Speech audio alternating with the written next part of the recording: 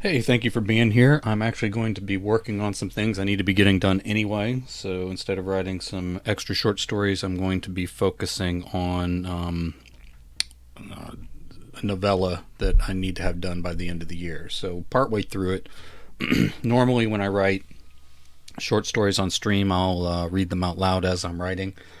Today, I'm probably just going to focus on the writing itself. I'll still chat with anybody who's interested and answer questions, whatever you need, but probably not talking the entire stream. Again, what we're working on is a novella called Prepared Because Death is Coming. It's going to be part of a collection that's going to come out sometime next year, where I'm going to be working with a couple other authors and a publisher. Normally, if I have something that's going to be published, I wouldn't put it on stream, but this is only going to be a small section of the novella itself, so I don't think it's going to be a big deal. If it is, I'll just write them something different. 3 days a week I stream, so if you're interested, you can see me tomorrow or the day after at the same time. And these covers actually aren't the official covers. It's going to be part of a bigger thing. I just tend to make covers for things that I'm writing. I suppose if I ever publish this myself one day, that I can use these covers, but I'm just kind of practicing the art of making book covers front and back. Sometimes I use like an AI thing to help me get the base image. Other times I work with stock photo kind of stuff. I'm not really an artist of any kind, but I will mess around and try to make some covers. And sometimes, especially if I'm self-publishing or putting it up on a particular platform or something of that nature, I'll make it myself. When I do short stories on stream, I tend to do thumbnail type covers for the short stories, and we'll use those. Hey, Tom, thank you for dropping in. So, if this were a standalone novella, this would be the back cover for it. There has not been a real zombie attack for generations, but a bitten messenger arrives with dire predictions. The people of Dry Stretch must decide how they will react, or if they even believe it can be true. Jay Wilburn is the author of many great zombie stories and novels, including Work and Best Horror of the Year, Volume 5. Check him out on twitch.tv/JWilburn, jwilburn.com, or patreon.com/jwilburn. Again, this is a mock cover, front and back, as I'm kind of practicing doing my own thing. But this is actually going to be going to a publisher, and you'll probably see one chapter of it a day. Oh, thank you for dropping in. Appreciate the compliment too. So we're going to take a look at the story itself. So again, as I said, I'm in chapter 11. The way this one is worked, the scenario is that we're in the more distant future. So like civilization as we knew it kind of got wiped out and everything recovered, and zombies are more scarce. They're still out there. Hey, thank you for the follow, Mr. Shadow Paradox. So the zombies are more scarce in the universe of this novella, and people have kind of gotten used to them sort of being a pest or a nuisance more than a real threat. And so you have several towns up and down along this river. They've kind of reverted back to sort of a old west agrarian type society. Yeah, post apocalypse. Yeah.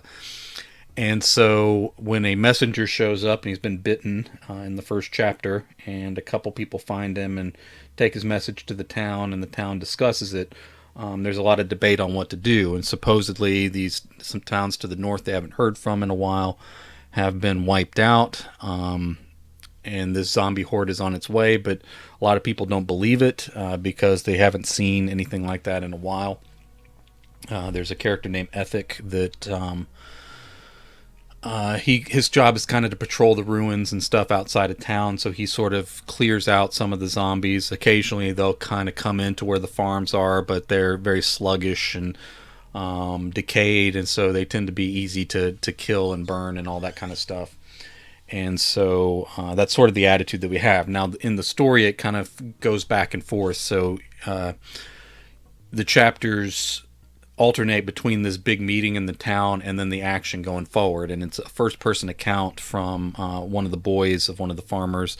Also, children are born as easily as they used to be, and actually male children are rarer than female children by quite a lot. So that kind of affects the dynamics of the town, the gender politics, and all that kind of stuff.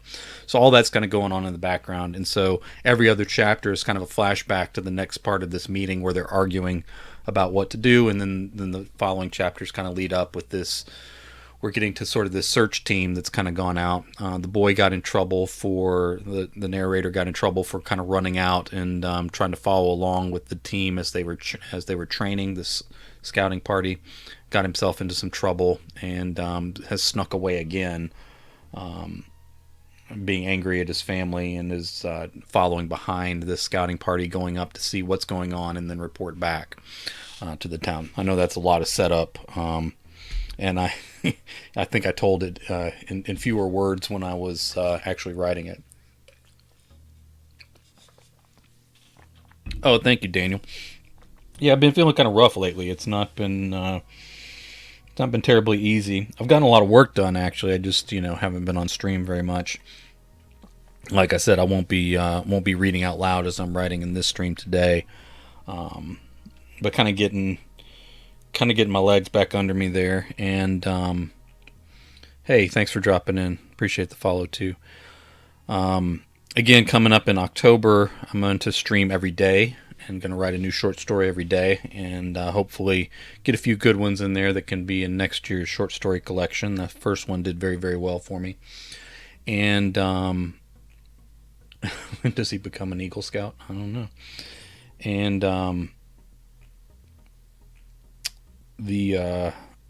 in November, I'm going to write the second Ruthless, Rabid, Raging Zombies novel. So we're going to do a sequel to last year's book because it did very well for me too.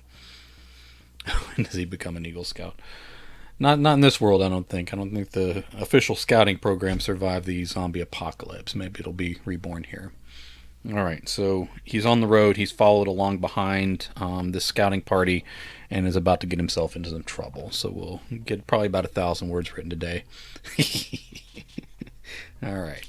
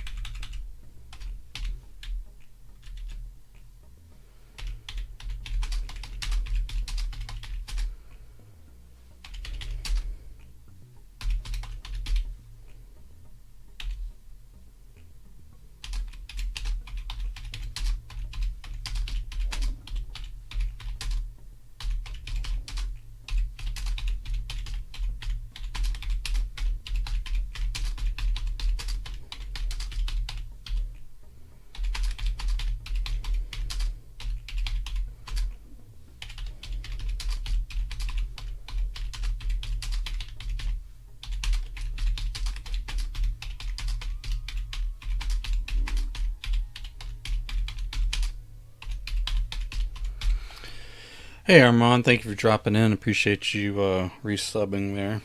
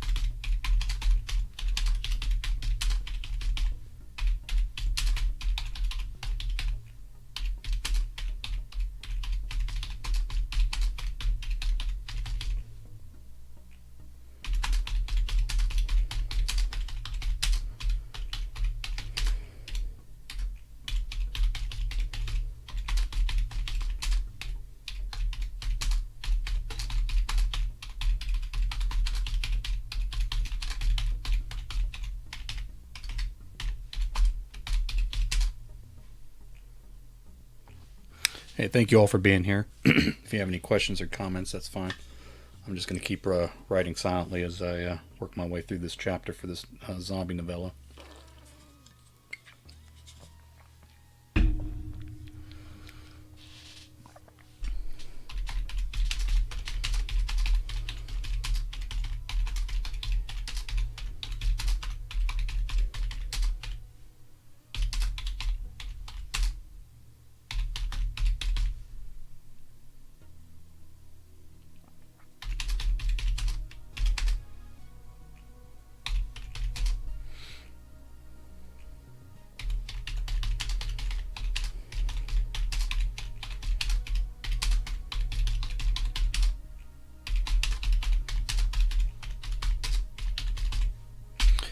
All right, Armand asks, why am I writing silently today? Because again, I usually speak the stories out loud as I'm writing.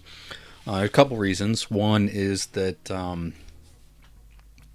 this is getting turned into a publisher, so I didn't necessarily want the audio recording of it out there in case that became an issue. Even with it just being one chapter, it shouldn't be a problem, but I didn't want to make it a reprint kind of issue there. Secondly, having some medical stuff going on, so I don't quite have the same energy I did, and managed to like hurt the inside of my mouth a little bit as a result. Just having some skin problems, different places, including inside my mouth. So I'm probably gonna read tomorrow, assuming whatever that noise wasn't a gunshot. But so I was just kind of giving myself a break today, going up. It's not a problem like answering questions and talking and stuff. But you know when and you know this, Armand, because you've done it from time to time. But when you talk all the way through the stream, that's a different type of energy. So it's kind of giving myself an ease back into streaming regularly again here this time around. So, and I've done that before, like when I've edited some things on here, like a novel or something, when I'm trying to catch up on work. A lot of times I won't do that one out loud either. But it just kind of depends. Today I decided not to, partly because we're also in the middle of a story, so I didn't want it to be something that people had to catch up on or whatever. The advantage of doing the short stories, of course, as you probably know, is that like you can go from beginning to end. All the way through the stream, so anybody that watches it live or watches it on the repeat later, they get the whole story. So it's not like a tease and stuff. There's nothing wrong with that, but I prefer when I read out loud to give someone the whole story.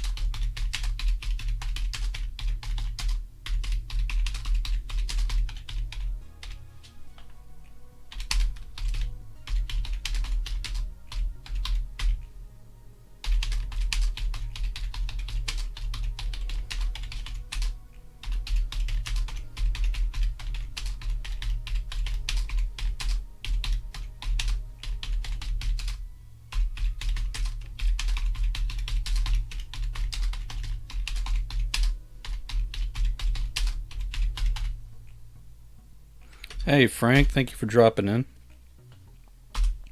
Listen to me clack some keys for a while. Frank has a book coming out with the publisher soon. He has more than one book. I read one of them. Um, Haunted Hamburger House. Is that what it's called? I know it's three H's, but it's really good. There's a couple times. Hey, Nick, thank you for dropping in. There's a couple times. Frank tends to lean toward the weird and absurd and the humor and all that kind of stuff. Even within that, I think he has some standout works where he kind of outdoes himself. I think Cat Coin was particularly good.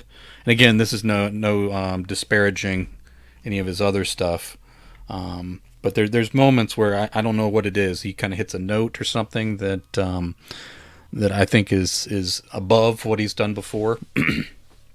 And Exploding Bears was a it's probably that's probably it. It may be his most normal book.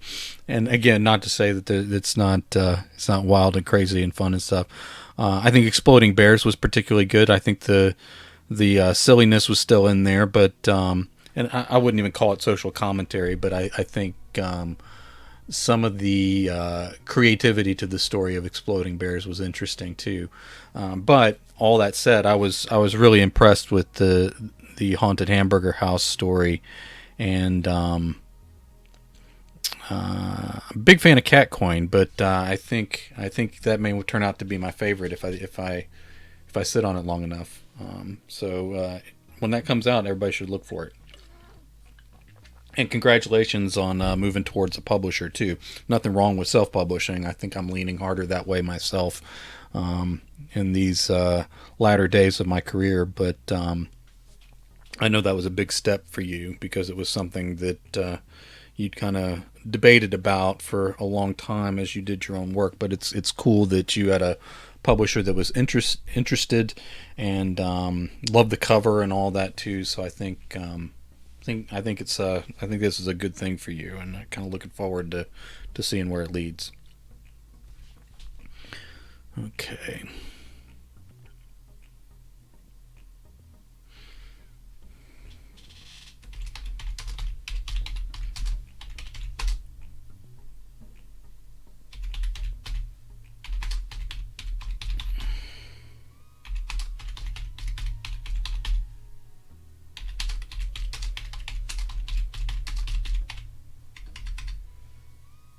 That would be cool. I think more people are figuring out you're out there. Hopefully that'll translate into noticeable sales. I hope to expand my readership too, by the way, so maybe we can ride that tide together.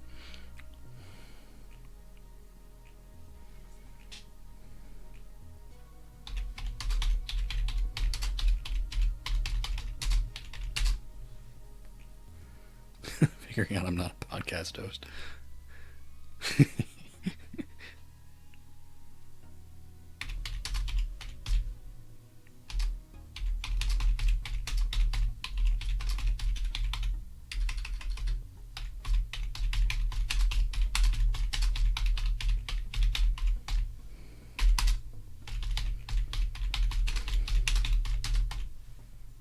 Oh, I switched to third person. All right, let me fix that.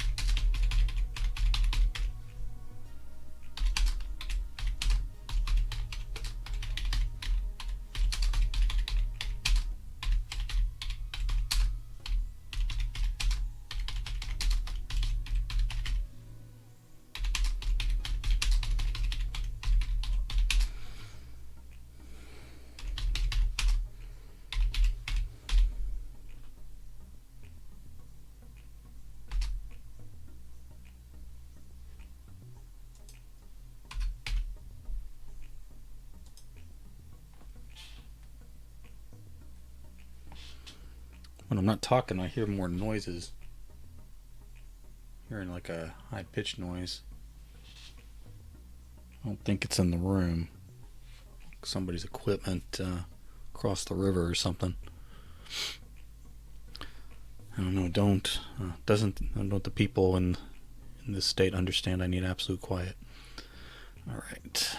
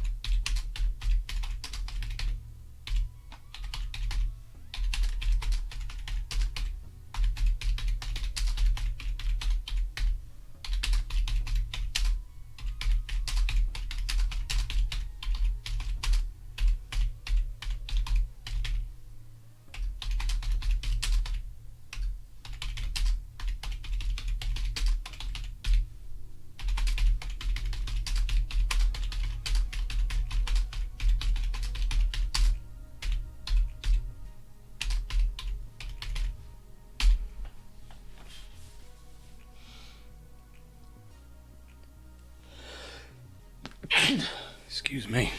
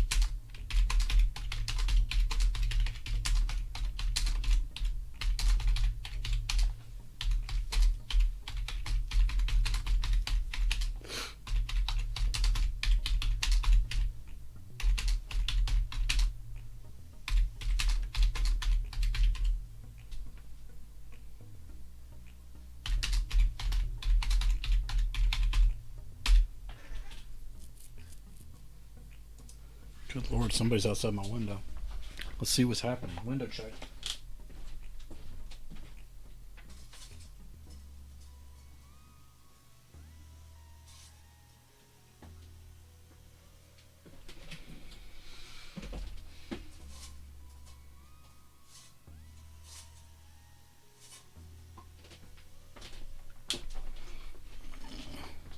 One of the neighbors is cutting something. There's some construction way over past the woods.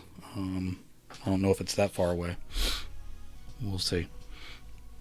I'm trying to go easy on my neighbor because we're building an extension on the house. Eventually, in theory, they're working through it. No, I hear someone walking right through the backyard.